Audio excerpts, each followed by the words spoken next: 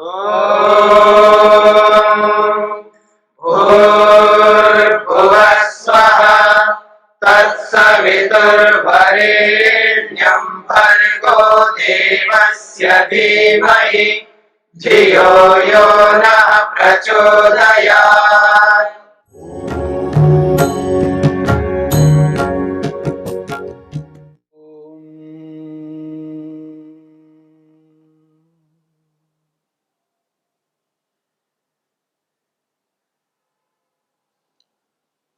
समाधिपाद के 47वें सूत्र को लेकर के हमने विचार किया है।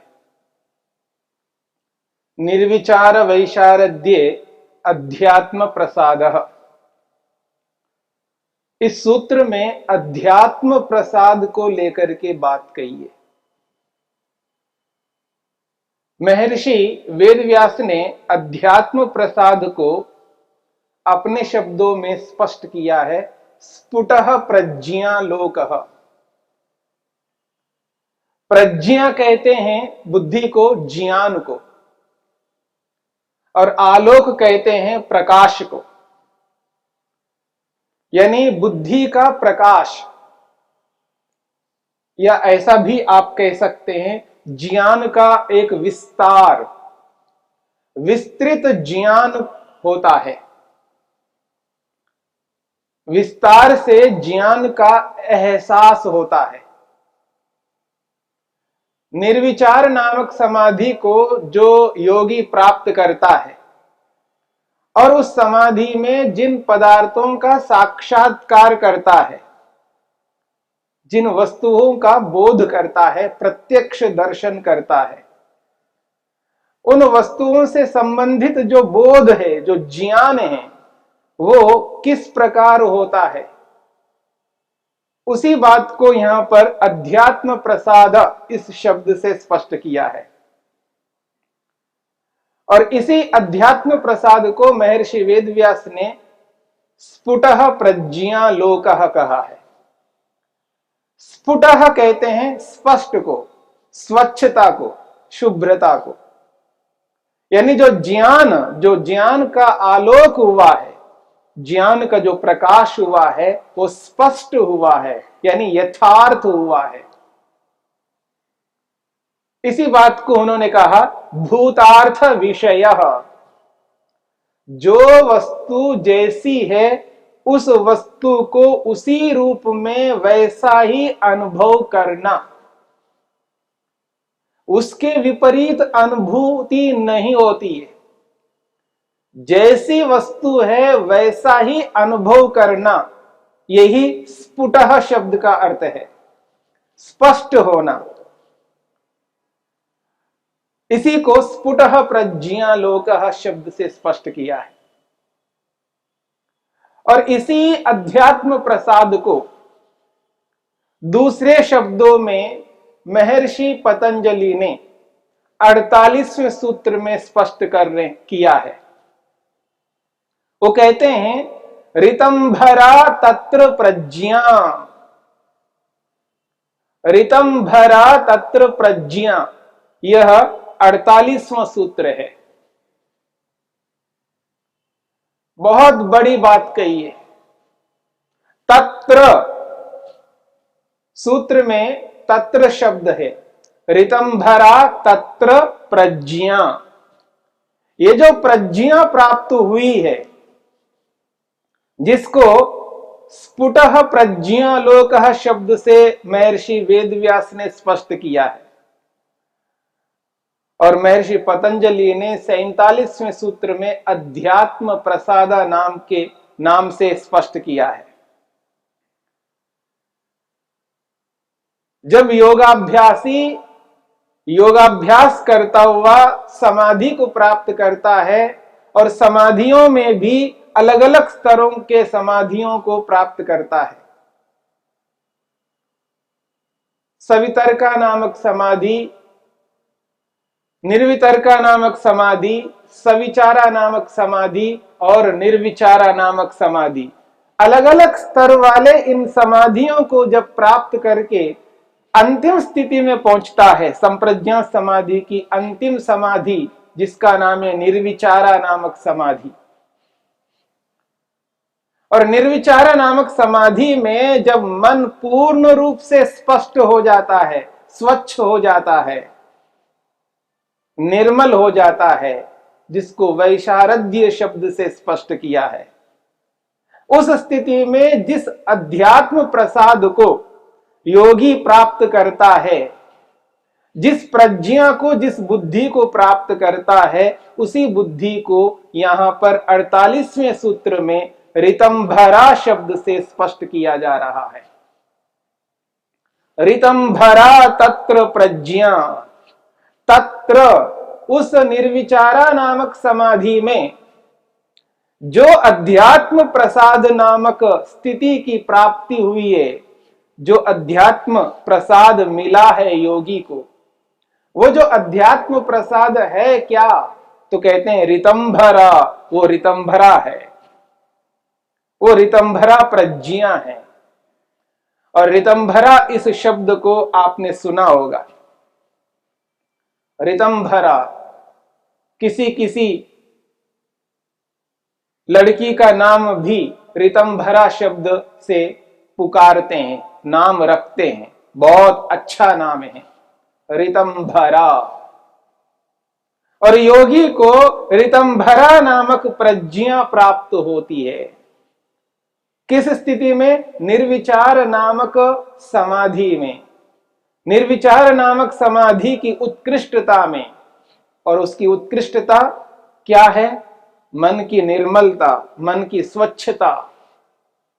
ऐसी स्थिति में उसको जो प्रज्ञा प्राप्त होती है, जो बुद्धि प्राप्त होती है, उसी को इस 48वें सूत्र में ऋतंभरा नाम दिया है। ये एक संज्ञा है। दुनिया में दो प्रकार के पदार्थ होते हैं। एक पदार्थ है जड़, जिसको नॉन लिविंग थिंग कहते हैं, और एक है चेतन, जिसको लिविंग थिंग कहते हैं। एक चेतन है जिसमें चेतना है, जैसे हम लोग हैं, हम चेतन हैं, हमारे में चेतना है। और कुछ ऐसे पदार्थ हैं जो जड़ हैं, जिनमें चेतना नहीं है।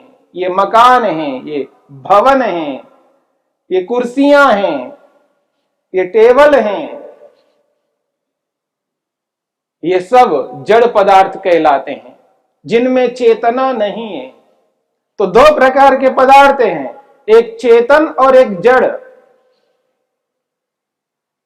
दोनों पदार्थ हैं। यदि इन दोनों पदार्थों के बीच में तुलना की जाए, दोनों पदार्थों के बीच में तुलना की जाए, तो कौन सी वस्तु को हम उत्तम मानेंगे, श्रेष्ठ मानेंगे, अच्छा मानेंगे? जड़ पदार्थ को तो जहां रख दिया वहीं पर पड़ा रहेगा। जिस जड़ वस्तु को जहां टिका दिया वहीं टिकी रहेगी, वहीं रहेगी, वहां से हट नहीं सकती। क्यों? उसमें चेतना नहीं है। उसको जिस प्रकार से हम रखते हैं उसी प्रकार से वो वस्तु रहेगी। उसमें वो स्वतः स्वयं परिवर्तित करने का सामर्थ्य, हटने का सामर्थ्य, आने जाने का सामर्थ्य जड़ पदार्थ में नहीं होता है। परंतु किसी चेतन पदार्थ को कहीं बिठा दिया है, हमने बिठा दिया है, तो जैसा बिठाया है वो चेतन पदार्थ वैसा ही बैठा नहीं रह सकता।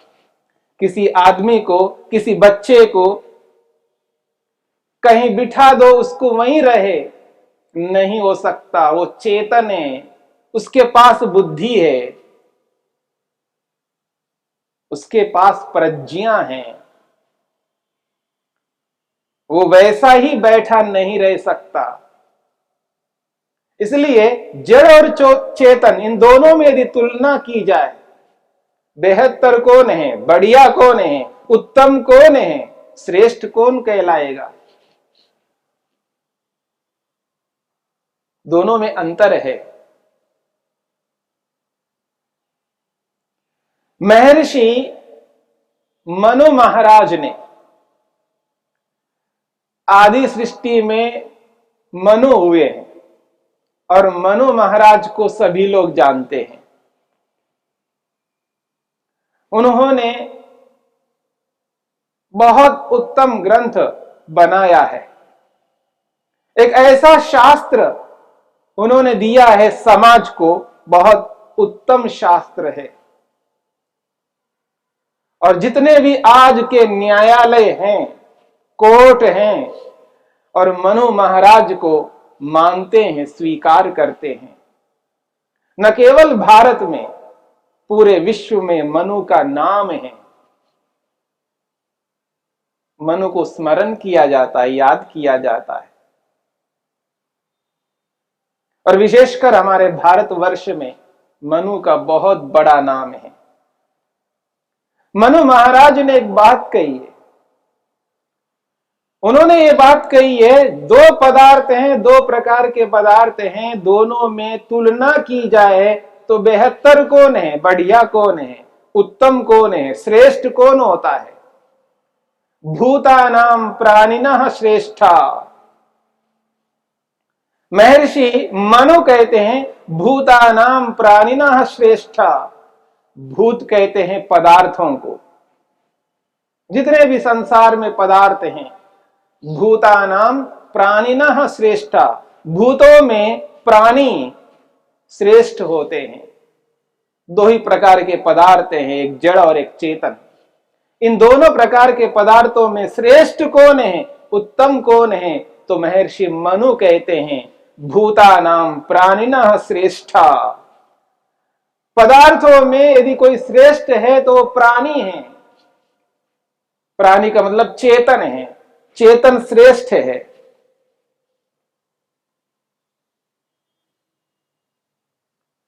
प्राणी तो श्रेष्ठ है, पर प्राणियों में भी भेद है, भिन्नता है, अलग अलग प्राणी हैं।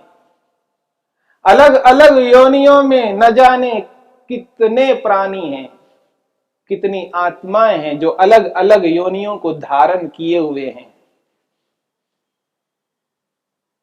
जिनकी गणना हम नहीं कर पा रहे हैं। असंख्य योनियां हैं हमारी दृष्टि से, हम जिनकी गणना नहीं कर सकते। अनगिनत योनियां हैं, इन सब में प्राणी हैं। भूतानां प्राणिनः श्रेष्ठा प्राणिषु बुद्धिजीविनः। बहुत बड़ी बात कही है मनु महाराज ने।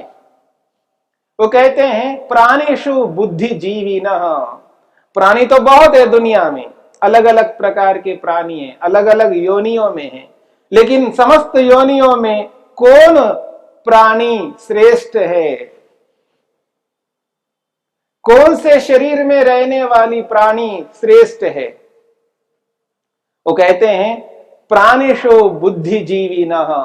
प्राणियों में भी जो बुद्धि रखने वाले प्राणी हैं, जिनके पास बुद्धि है, जो बुद्धि का प्रयोग करते हैं, प्राणिषु बुद्धिजीविनः। प्राणियों में जो बुद्धिजीवी है वो श्रेष्ठ माने जाएंगे। कितने प्राणी हैं, कीड़े मकोड़े सांप, पता नहीं, अलग अलग प्रकार के प्राणी हैं, अलग अलग योनि में। हम लोग तोते को पसंद करते हैं। तोते को क्यों पसंद करते हैं? क्योंकि वो बुद्धिजीवी है। और जो जो प्राणी बुद्धिजीवी है उसको हम पसंद करते हैं। वो प्राणी है इसलिए पसंद नहीं करते, क्योंकि उसके पास बुद्धि है इसलिए पसंद करते हैं। मेरी बात को समझने का प्रयत्न करना। बंदर बुद्धिजीवी है, और प्राणियों की दृष्टि से आप देखेंगे बंदर बुद्धिजीवी है, इसलिए पसंद करता है व्यक्ति। जो जो प्राणी बुद्धिजीवी है उसको पसंद करते हैं। और जो बुद्धिजीवी नहीं है, अपेक्षा से यहां पर बात कही जा रही है। प्राणियों में जो जो बुद्धिजीवी है उन प्राणियों को हम पसंद करते हैं। उनके निकट जाते हैं, उनको अपने निकट लाते हैं, उनसे प्रेम करते हैं, उनसे अलग अलग प्रकार के काम लेते हैं। आजकल देखिए, कुत्तों को देखिएगा, ऐसे ऐसे कुत्ते हैं जो बहुत बड़े बड़े काम करते हैं, उनसे प्रेम करते हैं। जो जो बुद्धिजीवी प्राणी हैं उनसे हम प्रेम करते हैं, उनसे आकर्षित रहते हैं, उनको अपनाते हैं, उनसे काम लेते हैं, बड़े बड़े काम करवाते हैं। और जो जो बुद्धिजीवी प्राणी हमारे सामने आता है उसको हम स्वीकार करते हैं, क्योंकि उनके पास बुद्धि है। बुद्धि को श्रेष्ठ बनाया जा रहा है। बताइए, वो वस्तु श्रेष्ठ नहीं है जिस वस्तु में बुद्धि नहीं है, वही वस्तु श्रेष्ठ है जिसमें बुद्धि है। इसलिए बुद्धि की महत्ता बहुत अधिक है। भूतानां प्राणिनः श्रेष्ठा प्राणिषु बुद्धिजीविनः। प्राणियों में बुद्धिजीवी प्राणी बहुत अच्छे माने जाते हैं, श्रेष्ठ माने जाते हैं, उत्तम माने जाते हैं।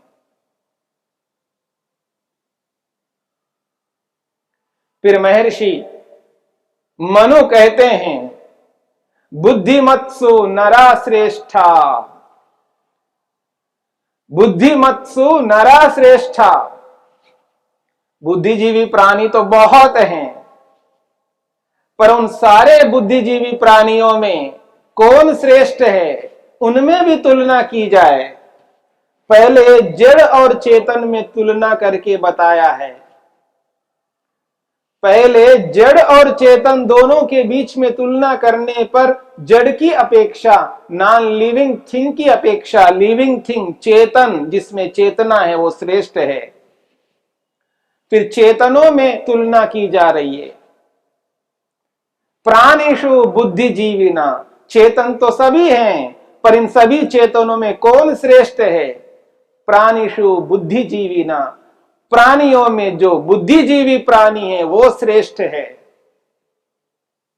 अब प्राणी प्राणी में तुलना चल रही है। अब यहां जड़ और चेतन की बात नहीं हो रही है, यहां चेतन चेतन की बात हो रही है। दो प्रकार के प्राणी हैं, दोनों ही चेतन हैं, परंतु इन दोनों में श्रेष्ठ कौन है? तो कहते बुद्धिजीवी न, जो बुद्धिजीवी प्राणी है वो श्रेष्ठ है।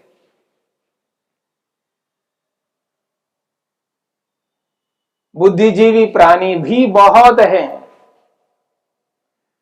ऐसा नहीं है केवल तोता है, केवल बंदर है, केवल कुत्ता है, ऐसा नहीं है। बुद्धिजीवी प्राणी भी बहुत है, तो उनमें भी तुलना करनी होगी। बात हो रही है बुद्धि की, प्रज्ञा की, क्योंकि प्रज्ञा संसार में सर्वोत्कृष्ट है, श्रेष्ठ है। इस बात को हमें समझना है।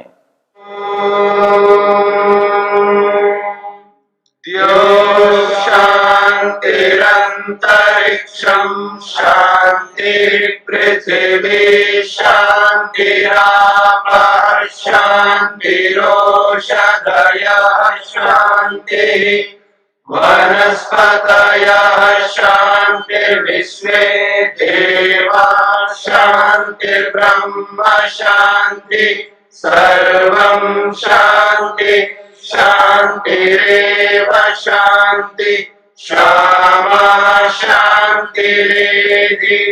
ओम शांति शांति शांति।